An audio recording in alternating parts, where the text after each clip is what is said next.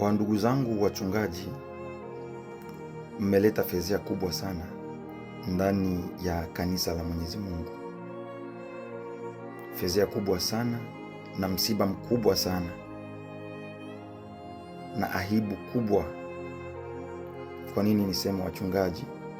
Ni kwa sababu mimi ninaamini ya kwamba wachungaji ndio macho ya Mungu, ndio macho ambayo Mungu aliyaweka ndani ya kanisa lake kwa ajili ya kondoo wake wapate kuimarika. Unajua, Ukristo ni dini ambayo inaaminika ulimwenguni pote na dini zote, ya kwamba Ukristo ndio dini pekee ambayo itamruhusu mwanadamu yeyote yule apate kibali cha kumwona Mwenyezi Mungu.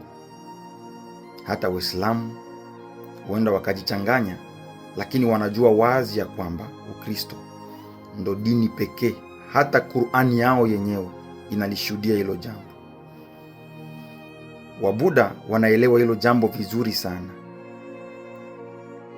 Wahindu wanaelewa hivyo vizuri sana. Sasa cha kushangaza ni kwamba sisi tunatamani kufanya Ukristo kuwa upya, yaani Ukristo wa kisasa. Nina maana kwamba Ukristo wa kisasa, ninaposema Ukristo wa kisasa ninamaanisha nini? Yaani Ukristo wa fashion, yaani Ukristo wa fashion. Na huku tukirudia katika enzi za kale, huku nyuma, huku katika miaka ya 988, 980, 970 na kitu, kuna watu kule waliomwabudu Mungu kule. Kuna Wapentekoste waliomwabudu Mungu huko. Kuna Methodiste iliyoabudu Mungu huko. Na Mungu akawaonekania kutokana na vile gisi maisha yao yalikuwa yamemwakisi Yesu. Wangeliwaona na waseme katika zile lugha za zamani, bano bale bafuata, kwamba hawa ni waaminio. Wangelionekana na watambulike ya kwamba hawa ni waaminio kutokana tu na vile wangelijipresent.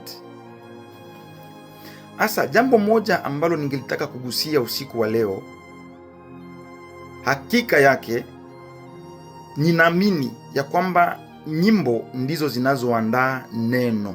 Ni nyimbo. Mhubiri ili aje kuhubiri na nguvu na upako, zile nyimbo zinapoimbwa vizuri, mhubiri anapata nguvu, anapata mafuta ya Roho Mtakatifu kuja kumnenea ili alete msaada kwa ajili ya kutaniko. Kwaya za zamani zingelifunga sana mafungo, zingeliomba sana, na hizi kwaya zisingelikuwa na mambo ya uasherati ama umalaya ndani yake. Zisingelikuwa na matetano hizo kwaya.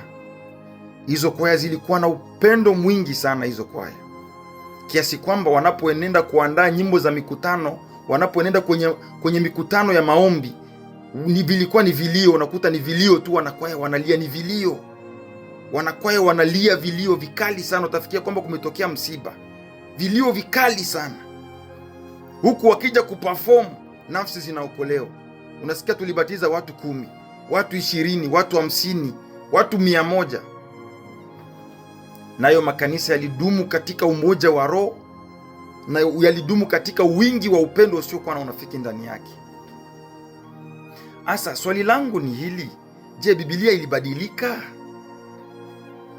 Lakini nikaja kujipa jibu ya kwamba Biblia haijabadilika. Afrika ama Kongo, tulisoma kitabu cha Mwanzo kile. Hapo mwanzo Mungu aliziumba mbingu na nchi. Acha nitahesabu nchi ambazo nilizopitia. Nikafika Tanzania nikapata ile hapo mwanzo Mungu aliziumba mbingu na nchi. Nikaenda Kenya nikapata hilo hapo mwanzo Mungu aliziumba mbingu na nchi. Nikaja Australia nikalipata kwa Kiingereza, in the beginning God created the heaven and the earth. Na katika lugha zote Biblia inasema hilo jambo moja. Sasa cha kushangaza, wale dada zetu, mabinti wetu ambao wanaimba nyimbo za kuandaa mhubiri apande jukwani alete neno litakaloleta msaada kwa ajili ya nafsi ziokolewe, wale wadada na wale vijana hasa wanapokuwa kwenye masherehe, tunawaona wanakuwa na fesi mbili. Yaani kanisani wana fesi moja, kwenye masherehe wanakuwa na sura nyingine tofauti, huku ukiangalia kwamba ni ndio yule dada aliyokuwa akituma wimbo kanisani, huyu unaangalia ni yeye ama sio yeye. Unaona, ukizingatia vizuri unakuja pata ni yeye. Ni nini kinachombadilisha? Huyu dada anacheza vile ambavyo waga achezi kanisani, anaimba nyimbo ambazo waga aimbi kanisani. Wachungaji, muwe makini sana. Yale matiti wanayoyaonesha kwenye masherehe ya harusi ni matiti ambayo kutatoka kwayo hayo matiti hayo, wachungaji watanyonya kupitia hayo matiti. Kuna wachungaji watayanyonya hayo matiti hayo. Yale matiti yale yatanyonya hata pia wa minister. Yale matiti yale yatanyonya hata wainjilisti, hata manabii. Kwa sababu manabii wote tuliowapata katika maandiko ilibidi walinyonya kwenye matiti fulani ili waitwe manabii. Sasa ni nini kinachopelekesha mpaka kanisani wavae afadhali, lakini ikifika kwenye masherehe matiti wazi? Sasa ni jambo gani wachungaji? Sasa unapata mpaka mchungaji anakosa ujasiri wa kumtazama binti kwa ujasiri, anakosa ule ujasiri, anaweka macho yake chini na michezo anayoyacheza. Kama zile nyimbo zimekubalika za ulimwengu, tuzipige basi hata makanisani. Wachungaji, zipigwe makanisani na kila mtu ajue ya kwamba hizi nyimbo zimehalalishwa, kwa sababu ukiwa na rangi mbili, Biblia imetuambia kwamba utatapikwa. Usipokuwa vuguvugu, usipokuwa moto ama baridi, ukiwa vuguvugu, Yesu alisema atakutapika. Vile vyombo, wale wa kina dada, wale wa vijana ambao wanafanya kazi ya Mungu, vijana watakatifu, mabinti watakatifu wanaofanya kazi ya kuandaa Roho Mtakatifu ashuke anene na watu wake, wale mabinti matiti wazi wanacheza nyimbo za kukatika viuno, wanaweka nywele vibaya, alafu wanauvaa nyuso bandia, wanakaa. Unaangalia sasa ni nini kinachoendelea hapa? Hata wachungaji wengine mnaelewa hili ninaloliongea. Wachungaji wengine waga wamalizi hata sherehe zinafika katikati tu pale, sherehe ingali inaanza, wakiingia na madensi, wachungaji wengine wanatoka wanakaa kwenye magari. Kwa nini mnakaa kwenye magari? Ikimaanisha kwamba nafsi zinawaambia kwamba haya wanayofanya hapa, hawa watoto sio sahihi. Lakini kwa sababu umeshakunywa sumu ya dhambi ndani ya mdomo wako, ukifika kanisani utaanza kuappreciate. Kwenye sherehe kabisa tulifurahi, sherehe ilikuwa vizuri.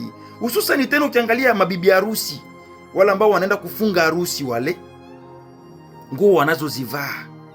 Wachungaji, mko wapi? Mko wapi wachungaji? Nunueni isopo ya damu, apply damu kwenye macho ili mpate kuona.